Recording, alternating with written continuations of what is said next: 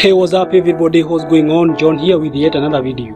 Today I show you how you can remove the background of an image with just one click in Photoshop. Yes, I mean one click. Or should it be using the shortest time possible? You could be right. This will only work with Photoshop 2020 and above. Having said that, and without so much ado, let's get started. And here I am in Photoshop, and already open is the image that we'll be using for this tutorial.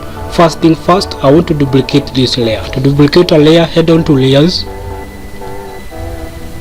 Then you can click the layer and Ctrl+J. That will create a new layer. You can just come and call this layer final product.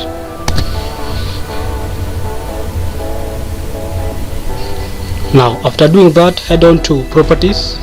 If you can't see properties, you can be able to go to Windows. Then you come and look for properties in this list of items. In my case, I already have properties fixed here, so just come and click on it, and here you're going to see remove background. Just click on it. So this is a process that may take a while depending on the amount of memory available on your computer.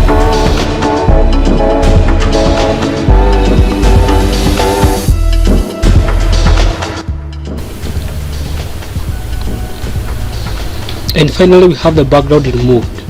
But wait a minute, we can still see the background. Of course we can, but this is because we have two similar images, one on top of each other. So all we need to do is to head on to layers, we hide one layer so that we are left to the final product. So just head on to layers, and then I hide the background layer.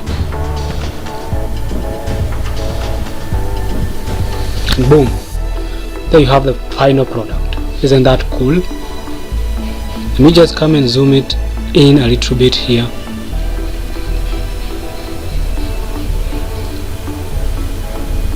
There you go. And that's how you can be able to easily remove the background of an image in Photoshop the easiest way. See you in the next one, and as usual, stay safe.